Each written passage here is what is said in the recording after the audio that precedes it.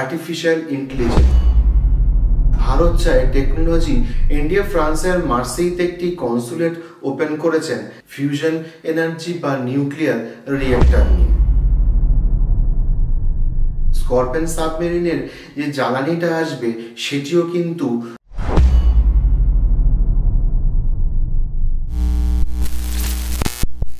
নমস্কার, আমি দেববেন্দু। ইন্টারভিউ চ্যানেলে আপনাদের স্বাগত। প্রধানমন্ত্রী নরেন্দ্র মোদী 4 দিনের বিদেশ সফরে বেরিয়েছেন। তিনি প্রথমে যাবেন ফ্রান্সে, তারপর যাবেন ইউএসএ। ফ্রান্সে গিয়ে উনি প্রথম দেখা করবেন ফ্রান্সের প্রেসিডেন্ট ইমানুয়েল ম্যাক্রনের সাথে। তারপর তিনি একটি এআই নিয়ে সামিটে যোগ দেবেন, যার নাম আর্টিফিশিয়াল ইন্টেলিজেন্ট সামিট, যার পোশাকি নাম এআই অ্যাকশন সামিট। আজকের দুনিয়া সবথেকে গুরুত্বপূর্ণ ও বড় টেকনোলজি হতে চলেছে আর্টিফিশিয়াল ইন্টেলিজেন্স। সেই বিষয় নিয়ে ফ্রান্সের সঙ্গে ইন্ডিয়া একটি বড় চুক্তি করতে চলেছে। ভবিষ্যৎ দুনিয়ায় বাঁচতে গেলে ভারতকে এআই নিয়ে একটি বড় পদক্ষেপ নিতে হবে, কারণ টেকনোলজি ছাড়া সারা বিশ্বে আমরা এক স্টেপও এগোতে পারবো না। সে আমরা কম্পিউটার বলি, ল্যাপটপ বলি, বা কোনো যুদ্ধাস্ত্র বানানো বলি, বা যদি সেটাকে চালানো হিসেবে যদি আমরা দেখতে চাই, সেক্ষেত্রে আর্টিফিশিয়াল ইন্টেলিজেন্স একটি গুরুত্বপূর্ণ পদক্ষেপ নিতে চলেছে। বিশ্বের দরবারে ভারতকে সর্বশ্রেষ্ঠ করতে হয়, তাহলে টেকনোলজিতে সর্বশ্রেষ্ঠ হওয়া ছাড়া আমাদের আর কোনো উপায় নেই। বিশ্বের দরবারে ইন্ডিয়াকে বেটার দ্যান দ্য বেস্ট করার জন্য এআই খুবই গুরুত্বপূর্ণ একটি টেকনোলজি হতে চলেছে। আর এই বেস্ট হওয়ার জন্যই ভারত ফ্রান্সের হাত ধরে পরস্পরের সহযোগিতায় এগিয়ে যেতে চাইছে। তাই এই সামিটের ব্যবস্থা ও তার গুরুত্ব। কৃত্রিম বুদ্ধিমত্তা দ্রুত একটি হাতিয়ার হয়ে উঠতে চলেছে সারা বিশ্বের কাছে। অনেক কোম্পানি আগামী দিনগুলিতে এই টেকনোলজির ব্যবহার প্রচুর পরিমাণে করতে চলেছে। সারা বিশ্বের 64% বিজনেস মনে করে তারা যদি কৃত্রিম বুদ্ধিমত্তাকে সঠিকভাবে ব্যবহার করতে পারে, তবে তাদের প্রোডাক্টিভিটি অনেক গুণ বেড়ে যাবে। আবার যে এআই উৎপাদনশীলতা বাড়াতে সাহায্য করে, সেই এআইকেই কর্মীরা ভীষণভাবে ভয় পায়। কর্মক্ষেত্রে এর ব্যাপক প্রচলনের ফলে কর্মী সংখ্যা অনেক গুণ হ্রাস পেতে পারে। এখানেই ভারত চেয়েছে আর্টিফিশিয়াল ইন্টেলিজেন্স যেন কখনোই হাতের বাইরে না বেরিয়ে যায়। তাই এখানে আইন ও নিয়মের বেড়াজাল এনে তাকে বেঁধে রাখতে চাইছে। ভারত চায় টেকনোলজি মানুষের জন্য হোক, কিন্তু কখনোই টেকনোলজি যেন মানুষের ক্ষেত্রে ক্ষতিকর না হয়ে পড়ে। অপরদিকে আমেরিকা চায় এআই নিয়ে ওপেন হ্যান্ড গেম খেলতে, কিন্তু ইউরোপ, ইন্ডিয়া সবসময় চায় এটি যেন ওপেন হ্যান্ড না হোক। তাকে একটি নিয়মের বেড়াজালে যদি বেঁধে রাখা না হয়, তা কিন্তু একটি ভয়ঙ্কর রূপ নেবে। এমন কিছু এজম আছে, তারা যদি এই এআইটাকে বিপজ্জনকভাবে ইউজ করে, তার ফলাফল কিন্তু সারা বিশ্বের কাছে মারাত্মক হয়ে দেখা দেবে। সেটাও কিন্তু আমাদের মাথায় রাখতে হবে। ফ্রান্সের প্যারিসে এআই সামিটে গুগলের সিইও সুন্দর পিচাই একটি বৈশ্বিক এআই নিয়ন্ত্রণ কাঠামোর পক্ষে সওয়াল করেন, যা সারা বিশ্বে বিদ্যমান যত এআই রিলেটেড আইন আছে তার যে শূন্যস্থান আছে, সেই শূন্যস্থানগুলিকে পূরণ করে একটি নতুন আইন তৈরি করার কথা বলেন। এবং তিনি আরও বলেন যে প্রযুক্তির ইতিবাচক যে প্রভাবগুলি আছে সেগুলোকে বাধা না দিয়ে এআই সৃষ্ট যে ঝুঁকিগুলি থাকে সেগুলোর মোকাবিলা করা। এআই এর মতো টেকনোলজি আমাদের উন্নতি সাধন করার কাজে লাগুক, কিন্তু সেগুলো কখনোই আমাদের ধ্বংসের কারণ না হয়ে ওঠে।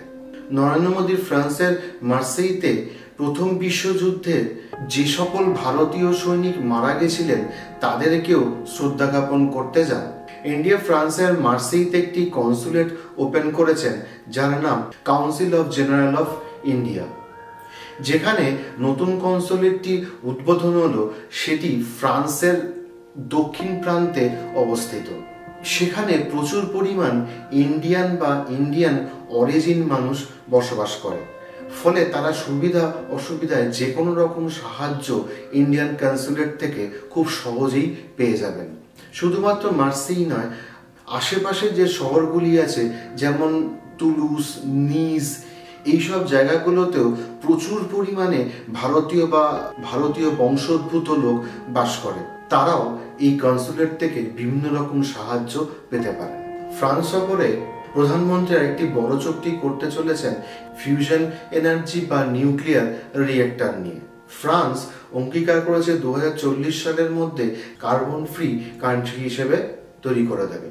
তার মানে সারা দেশ থেকে পেট্রোলিয়ামজাত সমস্ত দ্রব্য যেমন পেট্রোল, ডিজেল তারা মুক্ত করে দেবে এবং তারা পুরো দেশেই কার্বন ফ্রি এনার্জি নিয়ে আসবে। ভারতও সারা পৃথিবীর থেকে নিজেদের কার্বন ফুটপ্রিন্ট সরাতে চায়। সারা ভারতবর্ষে যে হারে পলিউশন বেড়ে চলেছে এবং AQI লেভেল দিনের দিন ঊর্ধ্বমুখী, সারা বিশ্বের কাছে তা নিন্দনীয় এবং ভারতের কাছে তা ভয়াবহ।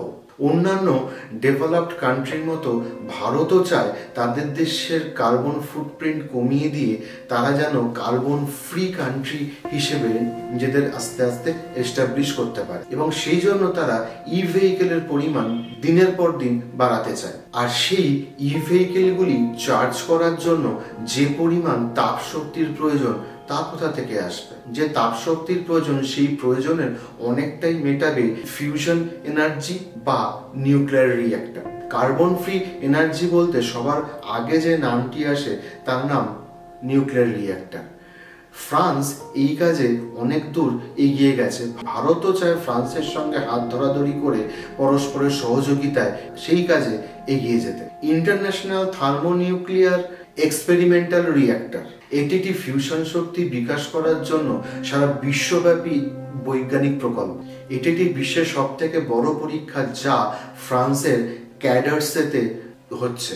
ভারত তাতে সম্পূর্ণভাবে যোগ দিল। পৃথিবীতে এখন চাঁদ, সূর্য, তারারা আমাদের শক্তি যোগান দেয়, ঠিক তেমনই একটি কৃত্রিম সূর্য বা একটি এনার্জি বানানোর প্রচেষ্টা চলছে যার মাধ্যমে আমরা যে তাপ শক্তি পাবো তা বিভিন্ন কাজে লাগাতে পারবো। চাঁদ সূর্য তৈরি যে প্রচেষ্টা চলছে তা মূলত হাইড্রোজেন ফিউশনের মাধ্যমে। এটি একটি নিয়ন্ত্রিত বার্নিং প্লাজমা পদ্ধতি এবং এই ভীষণ বিক্রিয়ার ফলে প্রচুর পরিমাণে তাপ উৎপন্ন হয়। যেসব দেশ এই প্রজেক্টের অন্তর্ভুক্ত তারা এই প্রজেক্টের সুবিধা গ্রহণ করতে পারে।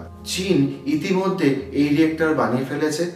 এই সমস্ত প্রজেক্টের মধ্যে ভারত ছাড়াও আমেরিকা, জাপান, সাউথ কোরিয়া, রাশিয়াও এই সমস্ত দেশ আছে। ভারত শুধুমাত্র নিউক্লিয়ার রিয়েক্টর চুক্তি বা কার্বন ফুটপ্রিন্ট কিন্তু কমাতে যায়নি, তার সঙ্গে তারা Rafale M, Scorpion class submarine নিয়েও কিন্তু সমস্ত কথাবার্তা বলে আসবে। স্করপিয়ন সাবমেরিনের যে জ্বালানিটা আসবে সেটিও কিন্তু নিউক্লিয়ার রিঅ্যাকশনের ফলে বুঝতেই পারছেন ভারত শুধু ভেহিকেল চার্জিং নয়, তার সঙ্গে সাবমেরিনের যে জ্বালানি সেটির সমাধানও কিন্তু এক চুক্তির মাধ্যমেই করে এসছে। আরেকটি খবর সম্ভবত সমস্ত মিডিয়া হাউস পায়নি বা তারা মিস করে গেছে। ভারত তার নিজস্ব missile system Pinaka missile system ফ্রান্সের কাছে সেল করছে।